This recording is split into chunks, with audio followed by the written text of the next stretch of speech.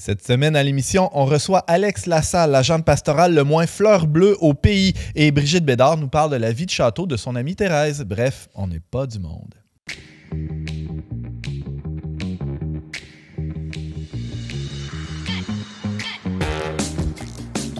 Bonjour à tous et bienvenue à votre magazine Foi et Culture. Ici Antoine Malenfant, votre animateur pour cet épisode sur les grandes étapes de la vie spirituelle. Et je suis bien accompagné pour cet itinéraire, pour ce grand pèlerinage qu'on va faire aujourd'hui. Tu me regardes de même. Je sais pas, non, je vous regarde les deux. Là. Brigitte Bédard, bonjour. Salut Antoine. On fait un bout de chemin ensemble aujourd'hui? Oui. Ah, c'est beau ça. Oui. On va cheminer.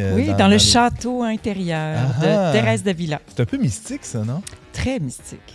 Ah oui, c'est de la mystique. C'est un peu flyé. Mystique 101 aujourd'hui. Bon, je vais prendre des notes parce que moi, c'est pas du tout ma tasse de thé, mais très disposé là, à prendre là-dessus. Mais oui, c'est là. facile. Ah, c'est facile. Mais oui. Niaise-moi donc. Et Simon Lessard, bonjour. Salut Antoine. Et oui, faisons un peu quelques pas ensemble sur le chemin de la vie aujourd'hui, dans les grandes étapes de la vie spirituelle. Ouais, ben la vie, c'est comme un pèlerinage. Avez-vous déjà fait un grand pèlerinage, vous? Oui. Hey! En tout cas, moi, j'ai fait 3 fois Compostelle. 3 fois? Quand même, Ouais, t'avais 2 pas fois en compris Espagne, les 2 une premières fois. fois. En Pologne. Non, c'est ça, j'ai pas compris. Puis non, c'est vrai, quand on Compostelle ou n'importe quel grand pèlerinage, c'est comme la vie, c'est plein d'étapes. C'est-à-dire qu'il ne suffit pas d'avoir un but final.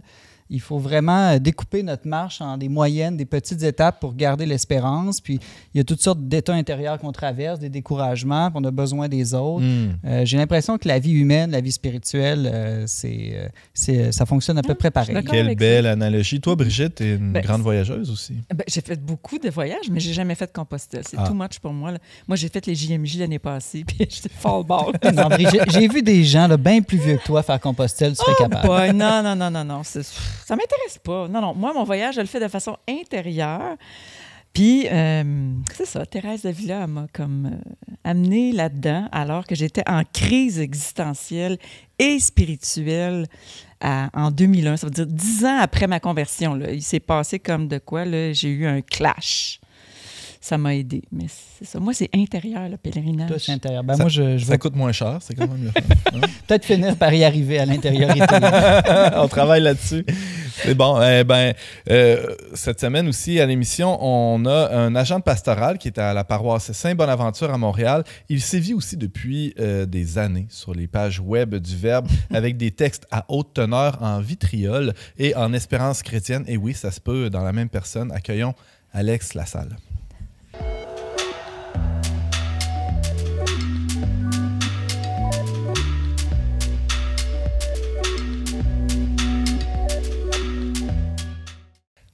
Alex Lassalle, bonjour et bienvenue à On n'est pas du monde.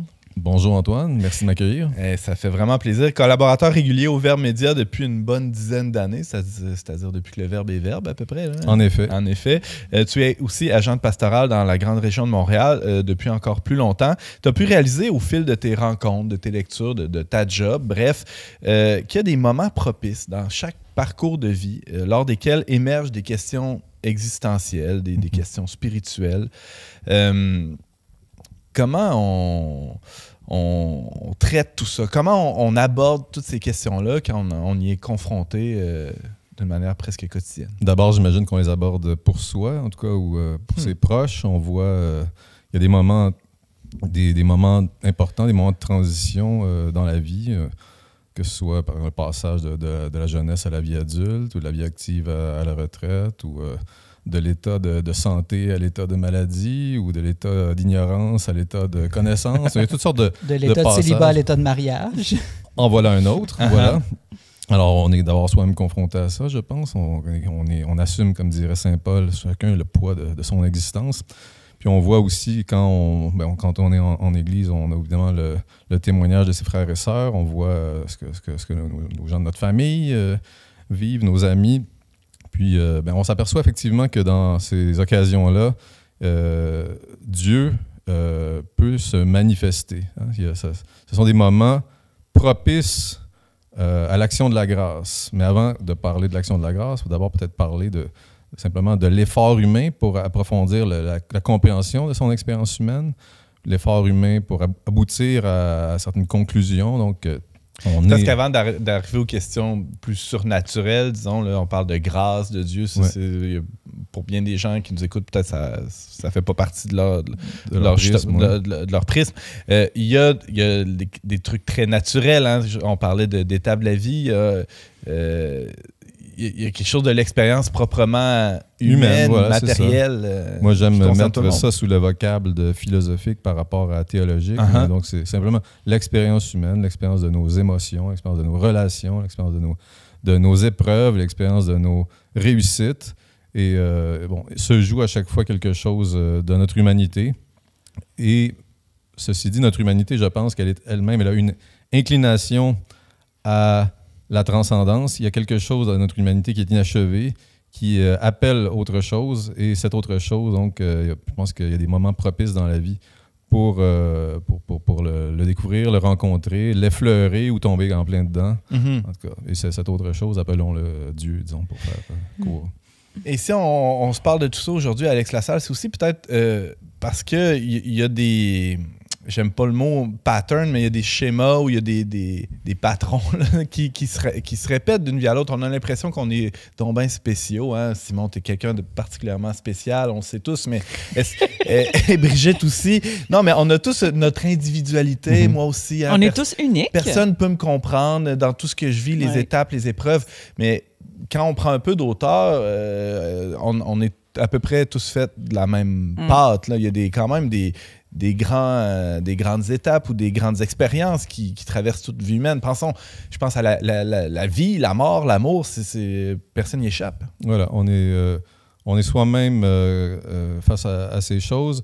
On peut être un peu enfermé dans sa propre expérience, dans sa propre subjectivité, mais par ailleurs, très vite, on s'aperçoit que finalement, dans l'intersubjectivité, dans les rapports avec les autres, on s'aperçoit qu'il y en a d'autres qui sont passés par là.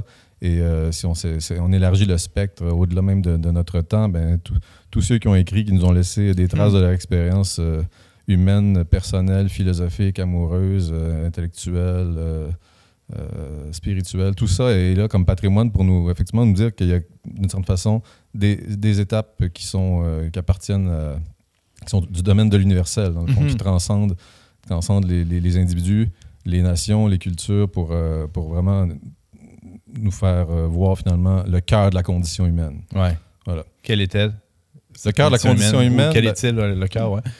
Peut-être pour comprendre le cœur de la condition humaine. Vous avez 3 minutes. J'ai 3 minutes, mais ça va me prendre 3 secondes, en fait, il n'y a pas de problème. Non, c'est justement dans cette espèce de tentative d'un peu atteindre ce cœur, puis ensuite de ça, être en mesure peut-être de comprendre mieux chaque personne. Je me suis bricolé ma propre petite définition de l'homme. Alors, c'est vraiment un bricolage très amateur, mais pour ça, je me suis inspiré de lectures d'Hubert Reeves puis d'Albert Jacquard, qui avait réfléchi sur l'évolution et la complexification de la matière dans l'univers. Donc, ça a l'air compliqué, mais non. Si on lit un beau petit livre comme Poussière d'étoiles, par exemple, d'Hubert Reeves, on voit, il traite justement de ce sujet, comment la matière s'est élaborée, complexifiée, puis comment il y a eu des sauts qualitatifs dans l'être à partir de la matière inerte jusqu'au vivant et du vivant jusqu'au conscient. Donc, si on prend déjà ces 3 étapes-là, on est donc des êtres, on est des êtres humains, des êtres vivants. Donc, on a ces 2 dimensions en nous, et conscients. Donc, une particularité, jusqu'à date, en tout cas dans l'univers, on est les seuls dotés de cette faculté d'intelligence. Et je pense qu'il faut ajouter un niveau supplémentaire. Je pense qu'on est des êtres vivants, conscients et aimants. Je pense qu'on touche au cœur de l'humanité quand on arrive à cette dimension aimante de l'homme, dans le fond, qui est appelée au don de soi. Donc, je pense que c'est là où ça se joue, là où l'humanité culmine, d'une certaine façon. Voilà. Donc, et à chacun de ces étages, on pourrait dire, on peut associer, je pense, on parlait d'expériences qui peuvent nous rapprocher de Dieu, là, ce que j'ai pompeusement appelé des seuils anthropologiques de la foi. Donc, rien de moins. Donc, des seuils, donc c'est quelque chose qui nous amène à l'orée aux portes de la dimension spirituelle et divine de l'existence. Donc, au niveau de l'être, on peut penser à du fait qu'on est, du simple fait qu'on est, on peut être confronté à des expériences qui vont nous amener à réfléchir sur le sens de ce que c'est être. Du fait qu'on est des êtres vivants aussi, du fait qu'on est des êtres vivants conscients, etc. Si on prend par exemple le fait d'être tout simplement « je suis », Mais apparemment que je ne serai pas très longtemps. C'est-à-dire que je vais mourir. Puis tu n'as pas toujours été non plus. Et je n'ai pas toujours été non plus. Donc, qu'est-ce que ça fait? Ça me confronte finalement à mon humilité fondamentale. Hein? Et je pense que ça, c'est probablement un des seuils principaux de toute expérience religieuse. En fait. Toutes les grandes religions nous resituent dans cette position-là de finitude, de petitesse, d'insuffisance foncière qui fait qu'on doit, à un moment donné, se poser la question d'où viens-je et qui suis-je et où vais-je? Et Adam, dans la Genèse, c'est l'homme, c'est l'humus. C'est l'humus. c'est la Voilà, terre, donc il y a quelque chose de cette fragilité ontologique, un autre gros mot que j'aime plugger de temps en temps, donc cette fragilité d'être qui est inscrite en nous et qui nous dit finalement que nous ne sommes pas le centre de tout et que si nous voulons peut-être perdurer dans l'être, il y a peut-être une posture à adopter, un seuil à franchir. Voilà. Tu parlais d'Hubert Reeves tout à l'heure, qui était un astronome québécois, et je trouve que quand on se regarde soi-même par rapport à l'univers, autant du point de vue de l'espace que du temps, on est tellement rien. On est moins qu'un claquement de doigts dans l'histoire connue de l'univers. On est moins qu'un grain de sable. Fétu, poussé par le vent. Ça pose une question. Si je suis si rien au niveau du temps et de l'espace, est-ce que je suis plus autrement? Voilà, je trouve que cette remarque-là m'amène à faire une distinction supplémentaire en termes de seuil. Là. Il y a des seuils qui sont des en-deçà de notre humanité. Donc, on voit que du fait qu'on est mortel, limité, il y a quelque chose qui va nous amener à moins que ce que l'on est présentement. D'ailleurs, il y a des seuils qu'on pourrait dire positifs ou des au-delà de ce que l'on est. Et je pense que la contemplation du ciel étoilé peut-être est quelque chose de cet ordre-là. D'abord, ça peut effectivement nous mettre dans une position d'extrême humilité, mais en même temps, je pense que quelqu'un qui a pris le temps de regarder le ciel étoilé a pu aussi vivre l'expérience d'une sorte de dilatation intérieure devant cette immensité. Puis intuitivement, peut-être qu'on peut percevoir que il y a quelque chose dans notre âme qui est proportionné à cette immensité. Et la joie d'y participer. Voilà, la joie d'y participer. Ouais. Donc, c'est un seuil, mais là, on pourrait dire un seuil qui est une sorte qui nous porte vers un surcroît d'être plutôt que vers une perte ou une misère. Donc, et on oscille entre ces différents types de seuils, des seuils de la misère, des seuils de l'extase. Pascal disait que l'univers nous contient, mais que nous, par notre pensée, on peut contenir l'univers. Je suis un fervent pascalien. Alex, on parle de cette dimension de l'être. Il y a aussi le vivant. Tu disais, effectivement. Nous sommes vivants. Qu'est-ce que ça implique comme type de seuil, le fait d'être vivant? Le vivant, encore là, c'est mon petit bricolage philosophique tiré de lecture dont je ne peux même plus me faire le compte. C'est une sorte de melting pot dans mon cerveau. Là, mais le vivant a comme caractéristique, peut-être une des caractéristiques principales, c'est d'être engagé dans une trajectoire existentielle de la naissance vers la croissance, vers une certaine puissance d'être, avant d'arriver à une sorte, si on veut continuer la poésie, une certaine dégénérescence et une sorte d'obsolescence finale. Mais dans cette ascension puis dans cette descente, il y a aussi donc je pense des expériences d'abondance ou de pauvreté qui peuvent favoriser un questionnement existentiel puis nous amener à voir au-delà de l'expérience immédiate de la vie quotidienne. Quand on parle de pauvreté, ça peut être une pauvreté physique au sens matériel, hein, la pauvreté, le manque de ressources vitales pour assurer la subsistance au quotidien. Ça peut être l'abondance aussi. Il y a une sorte d'émerveillement. Moi, la dernière fois que je suis allé aux pommes, de regarder les pommiers là, qui ploient sous le poids de ces fruits surabondants. Puis après ça, on a trouvé les moyens de voir des gens qui crèvent de faim. C'est quand même assez hallucinant. Donc, ça, c'est un premier niveau, au niveau des besoins physiques, mais je pense qu'il y a des besoins d'accomplissement humain, hein, des gens qui ont une quête personnelle pour savoir quels sont leurs talents, où ils peuvent servir dans la vie, comment ils peuvent être utiles aux autres. Et encore là, soit que dans l'accomplissement de ce qu'on est ou dans l'échec de cette recherche-là, ça peut être des occasions d'émerveillement ou d'apitoiement et de tristesse. Puis je pense que le troisième niveau du vivant, en tout cas, le vivant est un vivant qui est quand même appelé à une vie qui n'est pas simplement matérielle, biologique, mais aussi une vie spirituelle, vie de la grâce. Il ne faut pas oublier ce chapitre-là dans l'équation. Puis là, c'est parce que ça me fait penser, moi, des gens qui ont aussi vécu des expériences de seuil, au sens où ils avaient tout. En termes matériels, ils avaient tout.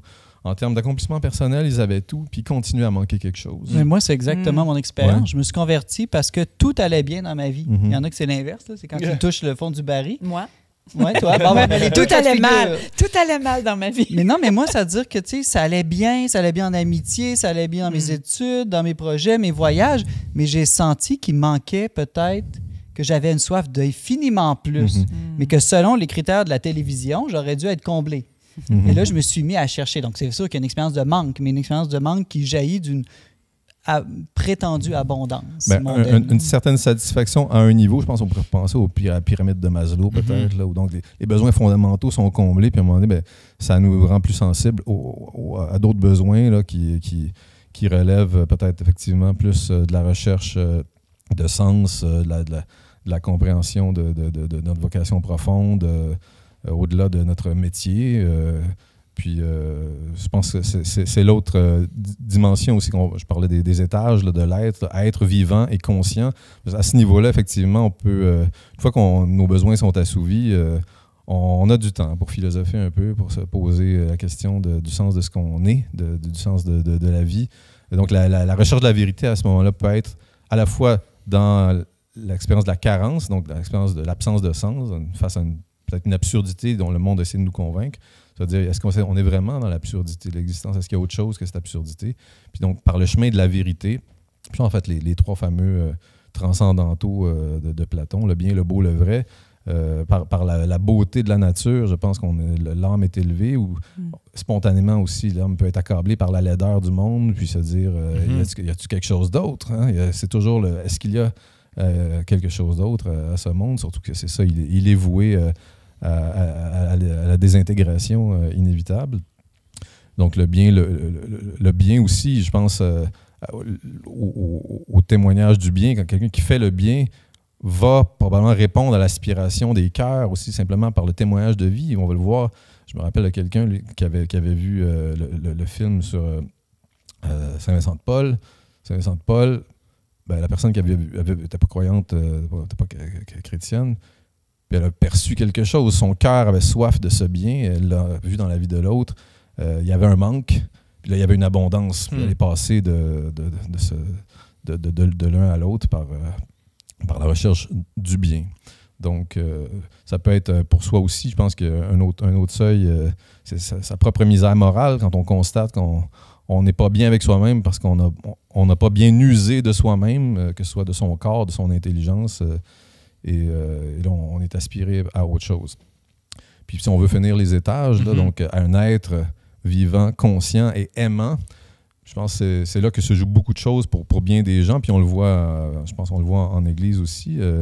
On a, je pense, ce qu'offre l'Église en particulier, c'est une expérience d'amitié. Je pense qu'une des choses que l'Église peut offrir au monde, si elle répond bien à son appel d'être, si chacun répond bien à l'appel d'être fils et fille de Dieu, on va offrir aux autres autour de nous des bons frères et des bonnes sœurs en Jésus-Christ.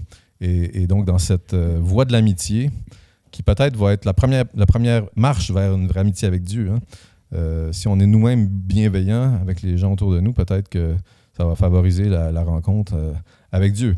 On a dans l'expérience de la rencontre avec l'ami, déjà une sorte de saut vers une sorte de transcendance. On sort de soi, de l'immanence du moi pour aller vers la transcendance de l'autre. Puis dans ça, je pense que ça se vit aussi encore peut-être plus pleinement dans la vie conjugale, où là, la sortie de soi est manifeste, l'appel à une sortie de soi est manifeste, et le manque aussi se fait très, très fortement sentir. Je pense à notre époque aussi, je pense qu'il y a beaucoup de souffrance liée à cette absence de vie conjugale c'est solide. 24 heures sur 24 quasiment. Et là, une fois que c'est engagé, c'est clair, là, on est sur la pente ascendante du don. C'est ça. Voilà. Puis peut-être l'autre moment où les gens peuvent se poser des questions, des moments qui deviennent donc des seuils favorables à une rencontre avec Dieu, si on veut compléter la triade, je pense, relationnelle importante. Là. Après l'amitié, l'amour, il y a la parentalité. Hein. Quand on met quelqu'un au monde, on est face à des décisions, on est face à des choix, on est face à une relecture peut-être du chemin qu'on a fait, puis du chemin qu'on souhaite faire à nos enfants pour la durée de notre travail de parents. On est confronté de répondre aux questions métaphysiques que nous posent les enfants à tout bout de champ aussi. Clairement, effectivement, ce sont de grands philosophes, les enfants. Ce sont vraiment les meilleurs philosophes. Ce sont de grands contemplatifs aussi. Aussi, ils ont le loisir, c'est ça, de la contemplation. Ils en profitent amplement. On les envie. Ils ont souvent un bullshit à mettre beaucoup mieux aiguisé que bien des adultes. C'est-à-dire ils se laissent pas bourrer par toutes sortes d'incohérences et ils nous questionnent sur nos propres incohérences, sur nos pauvretés, nos limites, nos contradictions. Et à ce moment-là, voilà, ils nous mettent encore en chemin. Donc, on a une occasion supplémentaire de franchir, de faire le passage. Puis, comme je suis catholique, j'aimerais ça faire une petite plug pour Jésus-Christ. Hein? Le passage des passages, c'est Jésus-Christ. Hein? L'humanité de Jésus-Christ, c'est dans la théologie, c'est la voie d'accès au Père. Hein? C'est dans son humanité que le Christ a voulu nous donner la clé d'accès au Père. Donc, ça pourrait être pour une autre chronique. Mais le passage de Jésus-Christ, c'est aussi un autre seuil, celui de la mort. Ben, il y a évidemment la Pâque du Christ qui passe par la descente, l'annihilation. Mais le deuil, c'est une expérience où souvent les gens vont se reposer des grandes questions existentielles voilà, aussi. La mort, c'est ça. La mort, notre propre finitude, hein, comme on le disait au début, ou la mort de nos proches, clairement. Ce sont des occasions où on est invité à se questionner sur ce qui, finalement, constitue le véritable fondement de ce que l'on est, donc de notre être. C'est quoi la pierre d'assise essentielle qui va faire que, finalement, même si tout s'en va, non, finalement, l'essentiel reste. Voilà. Alex Lassalle, est-ce que ça peut arriver que... à un de ces seuils-là de la vie, là, on parle de la mort ou une maladie ou une séparation, un moment plus difficile ou un moment plus joyeux aussi, l'arrivée d'un enfant. Ouais. Toute cette idée-là qu'on se fait de Dieu ou même des gens qui auraient la foi, qui auraient une vie impliquée dans l'Église, arriver à ces seuils-là, décide de sortir plutôt que de rentrer. Clairement. Une porte, disons, ça peut être emprunté dans les deux sens. Ah. Alors, quelqu'un qui aurait déjà un certain degré d'engagement dans le spirituel, une vie religieuse active, pourrait être ébranlé. Et cet ébranlement, c'est ça, il peut avoir un effet dans les deux sens. Il peut peut-être nous engager à aller chercher un socle plus solide, mais si malheureusement on ne trouve pas de socle plus solide, on s'aperçoit que celui sur lequel on est s'effrite, puis là on dit ça valait pas de là. Puis on dit je balance tout ça par-dessus bord et j'abandonne le chemin. Mais là, ça sera peut-être à ceux des frères et sœurs autour qui voient la personne ramer à lui dire peut-être non, finalement oui, c'est solide la croix, mais ça fait mal. Je sais pas, non, quelque chose du genre. Il y a cette espèce de mystère où c'est souvent par la douleur que ça passe. Mais il faut s'appuyer sur les Écritures aussi, je pense, beaucoup dans des moments comme ça, en plus des frères et de l'amitié. Là. C'est une des choses, semble-t-il, qui ne passe pas. Hein. Mes paroles ne passeront pas. Alors, si c'est notre préoccupation de trouver un socle solide, je pense que j'irai voir de ce côté-là, effectivement. Brigitte, est-ce qu'il y a des seuils dans ta vie dont tu te souviens, des moments clés là, où il y a eu des grands questionnements existentiels? Oh boy! Oui, il y en a eu plusieurs, je dirais. Mais je me retrouve beaucoup dans ce qui est dit, les 4 étapes. Là, mais oui, c'est sûr, il y a eu l'époque où j'ai arrêté de consommer. J'avais 22 ans. Toute ma vie, il n'y a rien qui allait bien. Moi, c'est ça qui m'amène à changer. C'est quand rien ne va plus. Puis après ça, j'ai passé comme 10 ans comme ça. Puis là, j'ai eu une autre crise dans ma vie. Puis là, j'ai vécu une conversion. Il y en a qui appellent ça des conversions religieuses, là, mais j'ai fait une rencontre, la rencontre de Jésus qui que je me suis rendu compte que c'était vraiment une personne vivante. Là. Et ça aussi, ça a été une crise dans ma vie où il n'y a plus rien qui allait bien. Tu sais, j'avais un mode de vie qui ne me satisfaisait pas. Je voulais vivre une autre vie, mais je ne le savais pas. Puis tu vois, après ça, je me suis mariée, j'ai eu des enfants, tout allait bien. Ben oui, bien sûr. Le rêve, tout. Puis là, bang, une autre crise spirituelle, je dirais, en 2011. Puis après ça, une crise dans le couple en 2017. Moi, ma vie, c'est semé de petites crises, mais qui m'amènent justement à transformer toute ma vie, tu sais. Puis je dirais que dernièrement, avec la pandémie, puis tout ça, j'ai vécu vraiment une crise intérieure, mais une conversion. Moi, une crise, c'est vraiment pour se convertir. Il y a quelque chose qui doit changer à l'intérieur parce que je ne suis pas bien, tu sais. Donc, oui, je dirais que ma vie n'est faite que de crise, mais de conversion, tu sais. Ça a toujours été pour du plus. Simon, je te vois opiner. Ben non, mais je trouve ça beau ce que Brigitte raconte. J'essaie de penser à mes propres crises ou conversions. Moi, au début, c'était plus l'expérience de l'absurde. Je pense que j'ai été sauvé d'un univers où on me dit il n'y a pas de Dieu, tout vient du hasard. Puis comme adolescent, comme étudiant à l'université, je sentais que c'est ça, l'absence de sens, là, comme on a parlé tout à l'heure. Donc d'abord, une première conversion comme intellectuelle de recherche du sens du monde dans lequel je vis, du sens de ma vie. Puis après ça, une fois chrétien, après quelques années, une crise plus existentielle où je rencontre mes limites, ma faiblesse, ma pauvreté, et que malgré toutes mes bonnes idées, je ne suis pas vraiment capable d'aimer. Et là, d'entrer dans une deuxième conversion qui est plus dans l'abandon, l'acceptation du besoin de la grâce et de l'humilité beaucoup. Thérèse d'Avila, on en parle beaucoup dans ces demeures, ces crises-là, justement. Tu vas nous en glisser un mot assez, oui, avec assez joie. vite, un peu plus tard. Alex Lassalle, dernière question. À quoi, comme agent de pastoral, tu es plus souvent confronté? Quel genre de seuil se manifeste le plus souvent autour de toi? Ou est-ce qu'il y a quelque chose, là, des moments qui sont des occasions propices de présenter aux gens... tu parlais de la personne de Jésus-Christ comme étant le chemin. Qu'est-ce que tu as constaté dans... Ben, ce que je constate est proportionné à ce pourquoi je suis fait. J'ai des yeux pour ce que je suis capable d'apporter. Souvent, ce qu'on constate un besoin, c'est parce qu'on est appelé soi-même à contribuer à le combler. Je pense, moi, c'est évidemment au niveau de l'intelligence de la foi que ça se joue. Donc, dans la recherche de sens, beaucoup. La recherche, ensuite, quand le sens, disons, qu'est Jésus-Christ est trouvé, mais la recherche de compréhension de ce sens, parce qu'il ne cesse de s'approfondir au fur et à mesure de la vie chrétienne. Donc, tant au niveau du travail, pour dire d'évangélisation, de première annonce, que au niveau plus catéchétique, donc pour l'initiation de la foi. Là, il y a une naissance, justement. Il y a quelque chose qui cherche à naître à la fois. Puis ensuite, il ne faut pas laisser le bébé comme ça traîner. Là. Il faut s'assurer de sa croissance. Donc, c'est la deuxième étape pour s'assurer que la puissance de l'esprit vienne agir dans la vie de chacun. Puis ce qui est beau avec la vie de la grâce, c'est qu'on arrête là. Il n'y a pas de dégénérescence, en tout cas. C'est pas le plan. Le plan, c'est pas la dégénérescence, c'est la naissance, la croissance. Et vivre de la dynamisme, donc de la puissance de l'esprit. Voilà. C'est à ça que mais ça, d'avoir contribuer. des personnes, justement, qui arrivent dans ta vie puis qui t'aident à aller plus loin, c'est essentiel.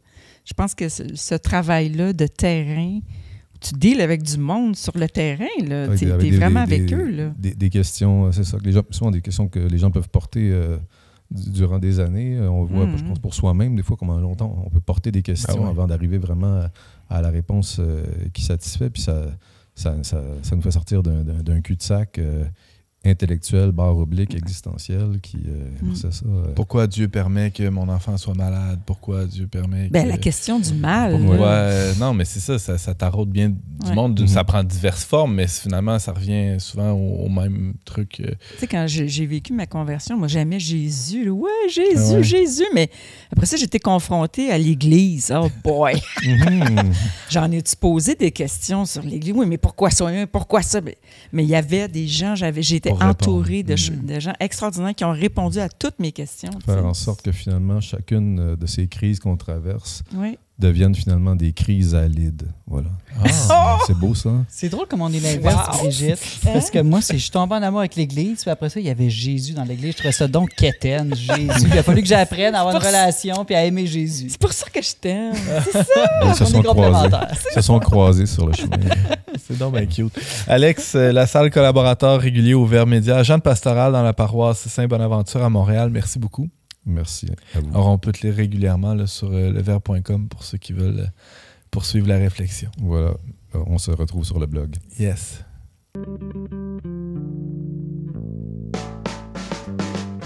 On n'est pas du monde est une émission produite par l'équipe du magazine Le Verbe. Pour vous abonner gratuitement et recevoir 8 numéros par année, visitez leverbe.com/abonnement. Simon Lessard, chroniqueur pour Le Verbe, bonjour. Bonjour Antoine. On discute aujourd'hui des étapes de la vie spirituelle. On n'est pas les premiers à avoir réfléchi à ça. Non, Alex pas tout à Lassalle, il est bien intelligent, là, mais c'est pas le premier à s'être penché là-dessus. Avant lui, entre autres, il y a eu un philosophe qui s'appelle Kierkegaard. Et tu as décidé d'aller voir de ce côté-là pour ta chronique d'aujourd'hui. Oui, Søren Kierkegaard, qui est un philosophe danois, qui était protestant, théologien aussi, poète. Il a vécu au début du 19e siècle et on dit que c'est le père de l'existentialisme. C'est une grande école de philosophie qu'on associe plus souvent à l'athéisme, comme Sartre, Camus, Simone de Beauvoir. Mais en fait, c'est plutôt Kierkegaard, qui était chrétien, qui en est vraiment un des premiers, un des fondateurs. Et l'existentialisme, en un mot, c'est un peu l'idée qu'on est tous des sujets libres et que c'est vraiment par nos choix qu'on définit notre vie. Donc, Kierkegaard aurait pu dire « on ne naît pas chrétien, mais on le devient ». C'est beau, ça.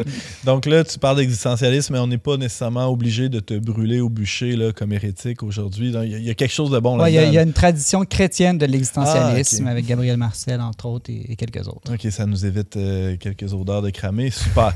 Alors, qu'est-ce qu'il dit sur les grandes étapes de la vie, Kierkegaard? Alors, à travers toute son œuvre, Kierkegaard a développé une certaine théorie qui avait 3 grandes étapes. Bon, il est sous-divise après dans plein de petites, là, mais aujourd'hui, on va aller en gros. Ouais. Et ces 3 grandes étapes, c'est l'étape esthétique, éthique et religieuse. Et il part du principe, comme on a dit aujourd'hui plus tôt dans l'émission, que ce qui fait que l'être humain est vraiment unique, c'est le fait qu'il y a un esprit, qu'il y a une conscience de soi, à la différence des plantes, des roches.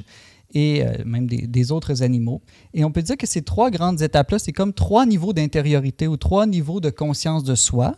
Et c'est comme si on avait une maison à 3 étages et on a tous ces 3 dimensions ou stades existentiels dans notre vie, mais on peut choisir de vivre à un étage ou l'autre de notre maison. Il y en a qui vivent très bas toute leur vie au premier étage, puis il y en a qui décident de s'élever. Esthétique, éthique et... Religieux. Religieux. Je pensais que ça serait comme quand on est jeune, on est beau, esthétique. Après ça, éthique, on devient un peu bon, puis à la fin, on devient pieux. C'est pas ça? Ben, je pense que le corps joue peut-être un peu aussi. Là, qu'il y a une analogie entre le corps et l'esprit, puis c'est peut-être pas aussi fou que tu penses. Ah, OK, fait qu'il y a une bonne intuition là-dedans. Commençons par la première étape, le premier stade de développement, on pourrait dire. Oui, esthétique. Donc, Kierkegaard le compare soit aux enfants ou encore aux Don Juan, les gens qui sont dans la séduction. C'est vraiment un stade de vie où on est centré sur le plaisir, la recherche de jouissance. On est au niveau du sensible, des sens. Et puis, on est dans un temps de l'instantanéité, de l'immédiateté. On n'a pas vraiment de projet. Et puis, on n'est pas encore tout à fait dans un souci de soi. On est un peu à l'extérieur de soi-même. On pourrait dire que c'est YOLO, hein, comme disent certains adolescents. Donc, vivre le moment présent sans souci, sans projet, c'est ça. On est un peu le centre de notre vie. On n'a pas d'absolu. On n'est même pas vraiment tourné vers les autres.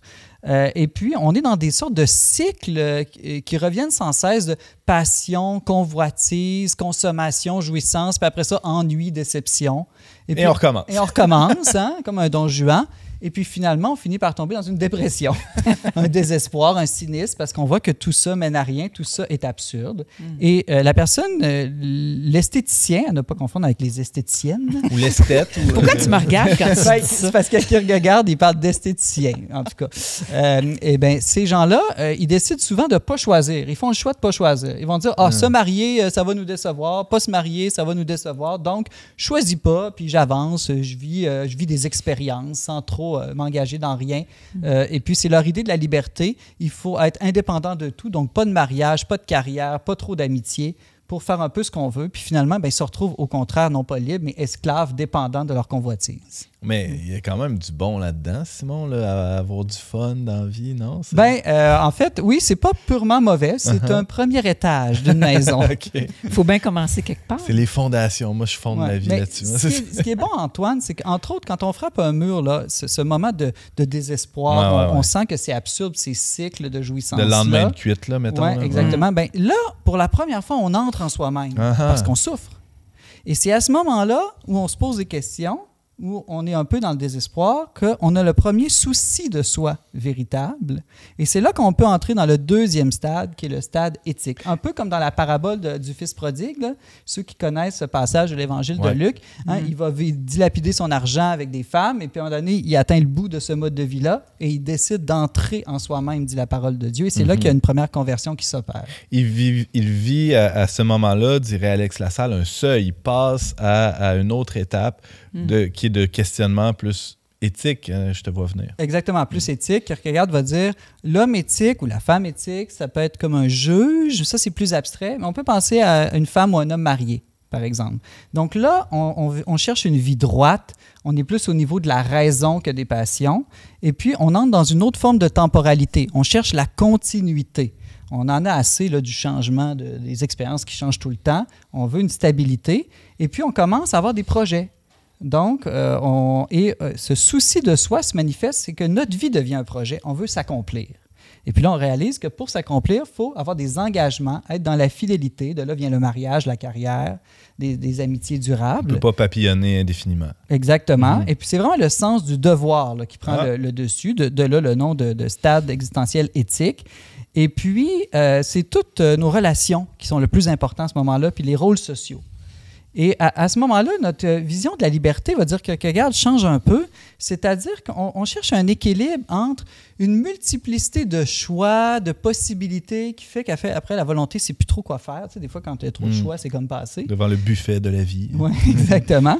Et ou à l'inverse, l'absence totale de choix d'une vie qui serait simplement mue par la nécessité, et toutes les nécessités. Donc, comment on s'en sort? Il va dire, en choisissant soi-même de limiter ses choix par justement des engagements. Donc, évidemment, je choisis une femme, ben, je renonce à toutes les autres. Normalement, oui. Oui, mais d'une certaine manière, je découvre une nouvelle forme de liberté après dans ce choix-là, qui peut être associée à une liberté stoïcienne, là, qu'on dirait, de résignation. Ouais, c'est une vie plate, ça, non, Simon? Pas tout à fait, mais c'est-à-dire qu'on accepte notre réalité telle qu'elle est. On reconnaît qu'on ne pourra pas tout changer. On accepte notre rôle dans la société. Et puis, voilà, c'est une forme de liberté. On veut tout ce qui nous arrive. Quelque chose de l'ordre de la maturité aussi. On passe, si on veut faire une analogie entre l'adolescent qui veut tout, qui tout est ouvert, à justement une vie adulte où l'horizon n'est plus infini, mais il y a des choix et des décisions qui se prennent. Exactement. On peut être religieux, va dire Kierkegaard à ce moment-là, mais il dit la religion n'est pas encore nécessairement le centre de notre identité. Elle ne viendra pas nécessairement bouleverser notre vie qu'on a planifiée, notre projet de vie, notre vie un peu confortable ou conventionnelle. Parlons justement du troisième stade de la vie ou des stades existentiels là, chez Kierkegaard. Le troisième stade, c'est le stade religieux, Simon. Oui, là, c'est fascinant. La figure centrale de ce stade-là, pour Kierkegaard, c'est Abraham, dans le livre de la Genèse. Et on entre dans une vie, je dirais, plus abandonnée au niveau non plus des passions ou de la raison, mais vraiment de la foi. Et le temps, la temporalité de ce stade-là, c'est l'éternité. Donc, il y a quelque chose de beaucoup plus vertical et d'infini.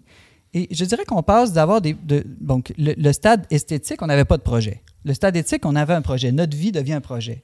Et là, on passe à un nouveau stade. On n'a plus de projet personnel, mais on entre dans le projet de Dieu. Et donc aussi, même chose par rapport au souci de soi. C'est-à-dire que je passe du souci de moi au souci de Dieu, mais d'un Dieu qui, lui, se soucie de moi. Donc, c'est comme une sorte de synthèse, on pourrait dire, entre les deux premiers stades.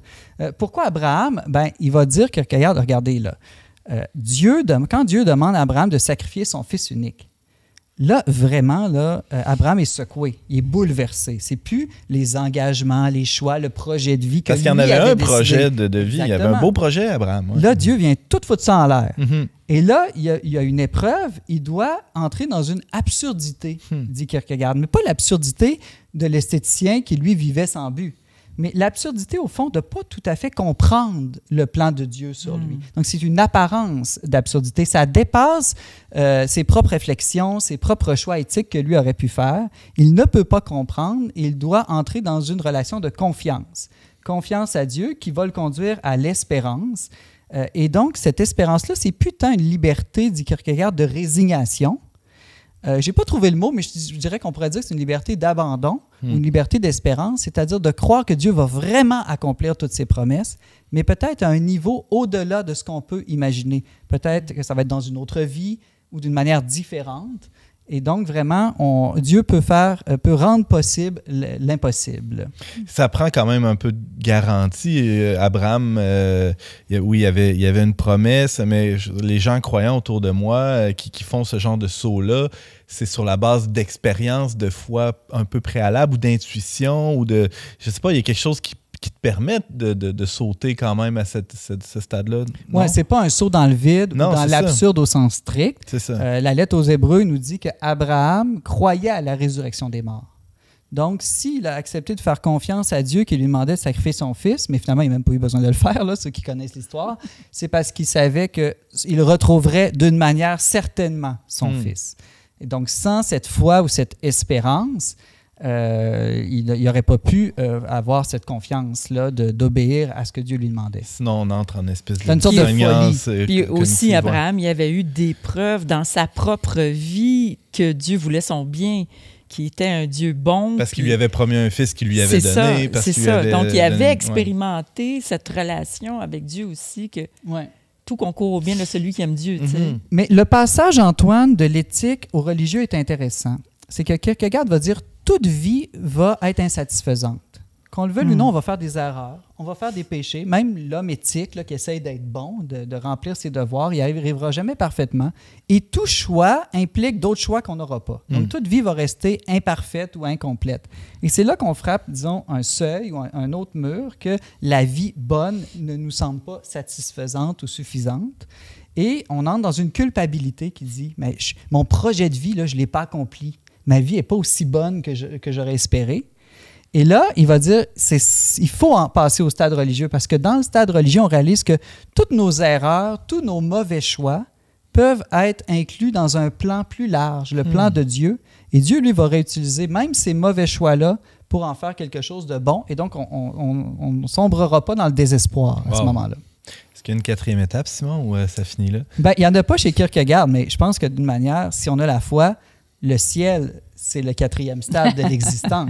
La vie en Dieu, ça, je pense que c'est l'étape ultime, sans fin, absolue, où là, vraiment, le cœur de l'homme est comblé au-delà de tout ce qu'il peut imaginer. Simon Lessard, chroniqueur et journaliste pour Le Verbe Média. Merci beaucoup. Ça fait plaisir, Antoine.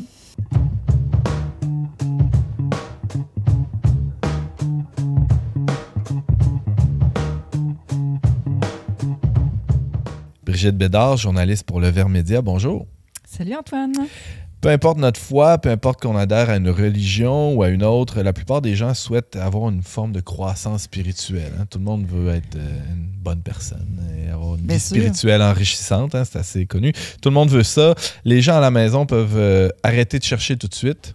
Tu as trouvé la technique parfaite pour devenir un grand mystique. Moi, je n'ai rien trouvé. Je suis tombée sur Thérèse d'Avila. Hein? Elle t'est tombée dessus. Oui, elle m'est tombée dessus à une époque de ma vie où j'étais dans un creux spirituel. Tu sais, quand ça faisait 10 ans que j'étais chrétienne, là, mais il y avait comme quelque chose que je voulais plus. Là. J'étais comme stallée, en bon québécois. Jammée. J'étais jammée là, puis j'ai vécu vraiment une crise où pendant 2 ans, tu sais, je me suis enlevée de Facebook, j'ai arrêté d'écrire, j'ai tout arrêté, puis j'ai fait du pain chez nous, puis des bébés, puis j'ai prié, puis là, je suis tombée sur la lecture de Thérèse d'Avila.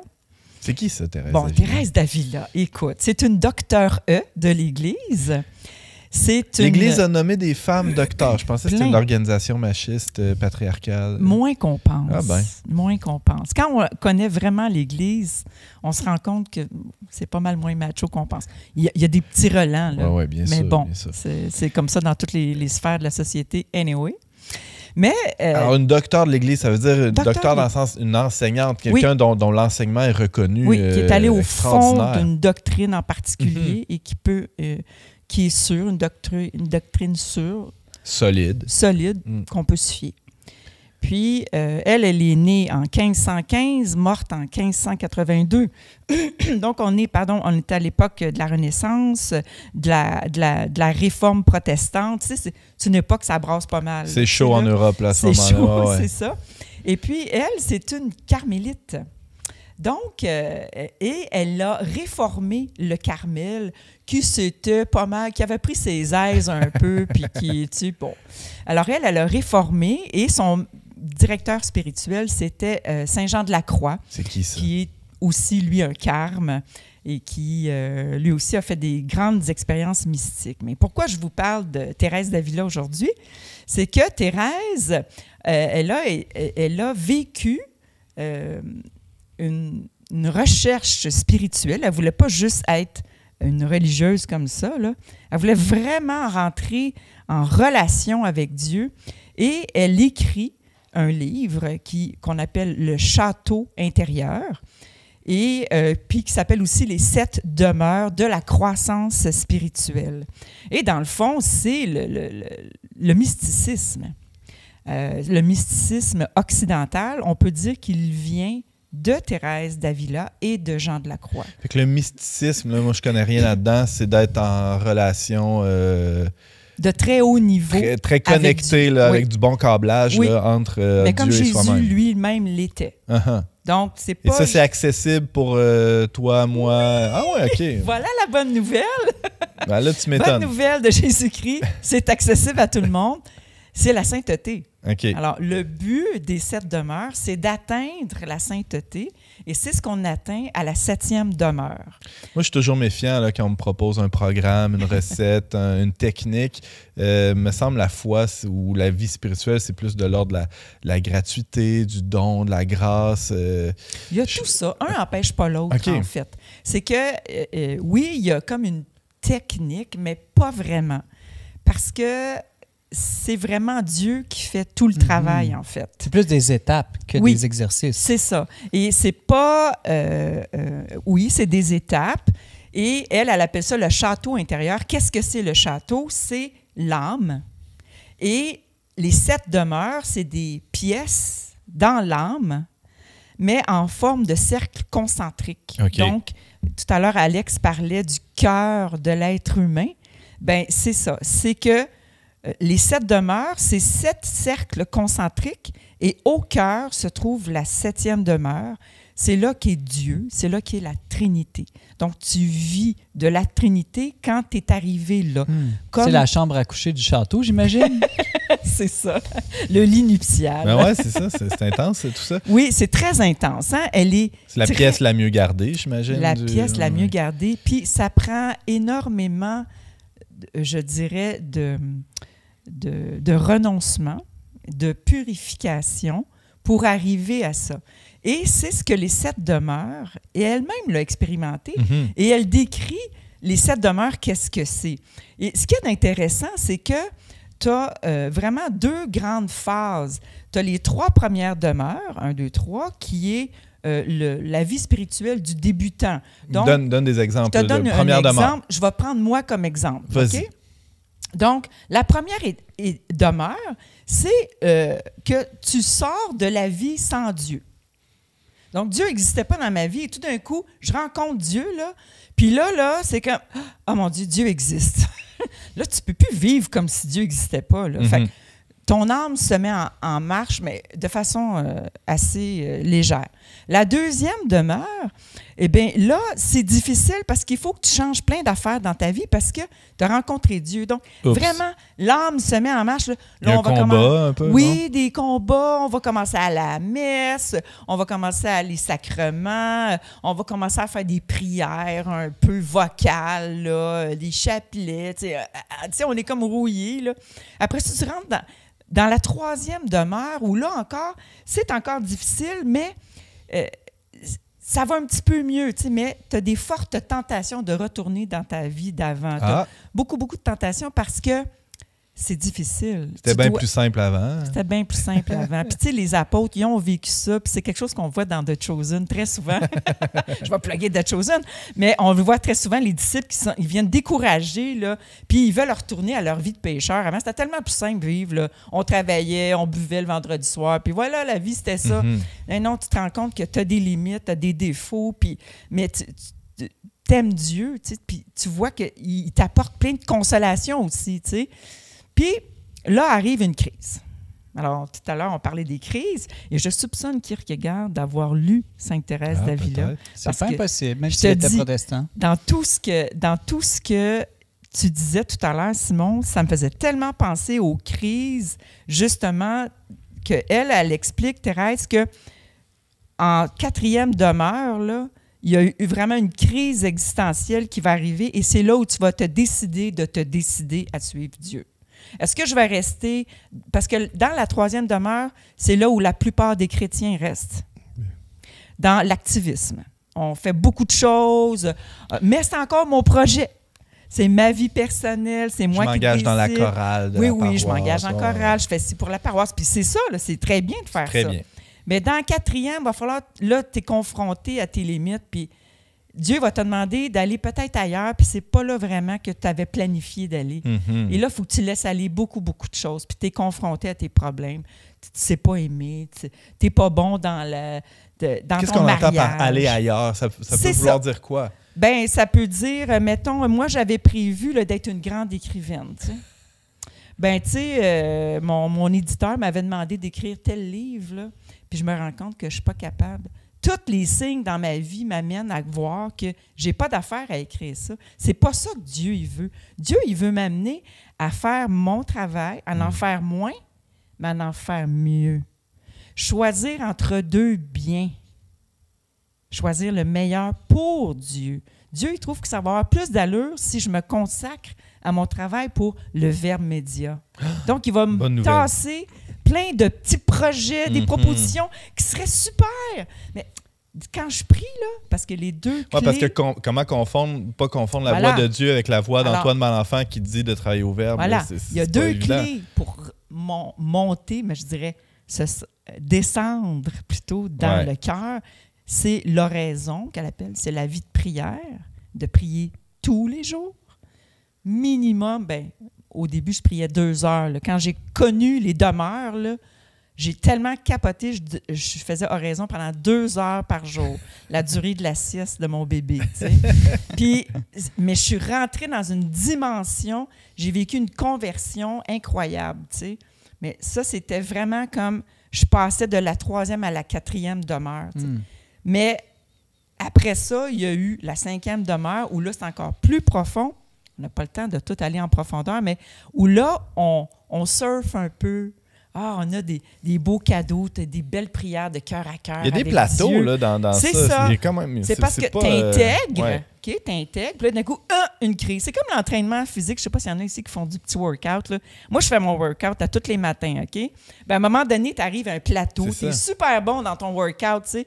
Bon, il faudrait peut-être que j'augmente d'une coche. Une petite difficulté supplémentaire. T'sais. Là, je vais rusher pendant peut-être 1 mois sur tel exercice.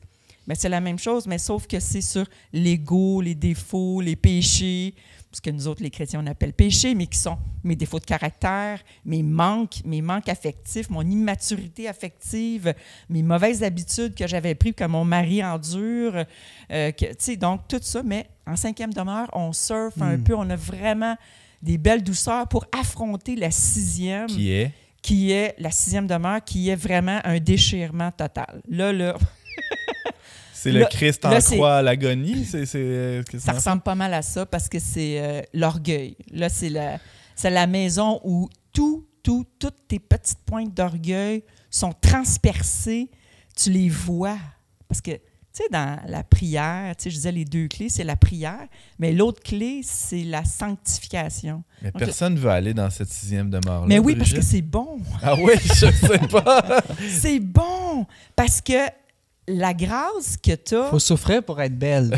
Exact. Au niveau Ben, de c'est l'âme. C'est le même principe. Mhm. Faut souffrir pour être en forme. Faut que tu fasses de l'exercice. Faut que tu te prives de certaines choses, comme du dessert, quelquefois, pour être bien.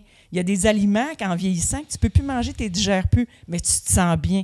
Ben avec Dieu, c'est pareil.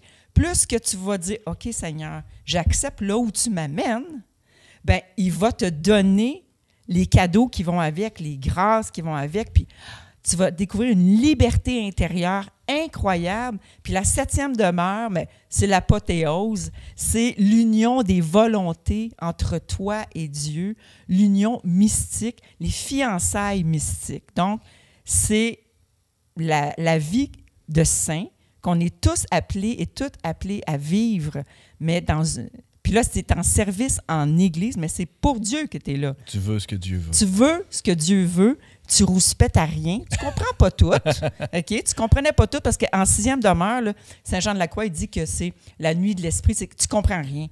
Il t'arrive des affaires, tu dis, où c'est que tu m'amènes, Dieu? Mais il est comme une lampe, là, puis tu vois 30 cm en avant de toi, mais tu fais confiance. L'obéissance devient la meilleure des vertus.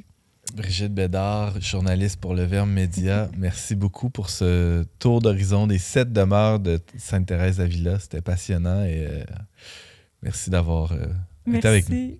Merci. Vous avez un commentaire, une suggestion ou une question pour l'équipe d'On n'est pas du monde? Contactez-nous via les pages Facebook et YouTube du Verbe Média ou écrivez-nous directement à onpdm@le-verbe.com. C'est déjà tout pour cette semaine. Avant de se laisser, quelques suggestions culturelles de nos chroniqueurs de cette semaine. Simon.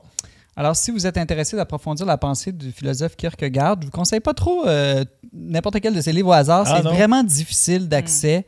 Par contre, surtout que moi, je lis pas le danois. Là. C'est des grosses briques, Okay. puis c'est bien compliqué. Mais il a écrit un essai qui s'appelle « Crainte et tremblement », qui est un peu justement le résumé de sa pensée religieuse à travers la vie d'Abraham et toute une réflexion sur l'espérance. Et donc ça, c'est un peu plus accessible à tous. Donc, Crainte et tremblement, ça a été republié récemment aux éditions Rivage en l'an 2000. On mettra sûrement les liens sous les réseaux Facebook et YouTube de l'émission. Merci Simon. Brigitte.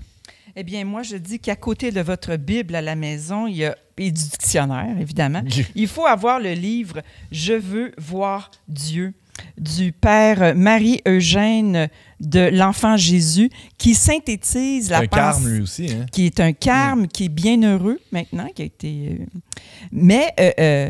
qui synthétise la pensée de Saint-Jean-de-la-Croix, Sainte-Thérèse d'Avila et Sainte-Thérèse de Lisieux dans un livre. C'est un peu complexe, c'est pas simple, mais c'est passionnant. Merci beaucoup, Brigitte. Merci, Simon. Et merci, Alex Lassalle, d'avoir été avec nous exceptionnellement cette semaine. On était bien contents de te retrouver. Hein? Tu nous as plaisir manqué. partagé. Vraiment, c'était le fun. Merci beaucoup à vous d'avoir été avec nous. Vous pouvez réécouter cette émission en format balado vidéo en tout temps sur Facebook, YouTube et allez sur notre site web, leverbe.com. Tous les détails sont là. Je remercie Barthélémy Rieu et Marie Laliberté et Marianne Martin à la technique. On se retrouve la semaine prochaine pour une autre émission. On n'est pas du monde.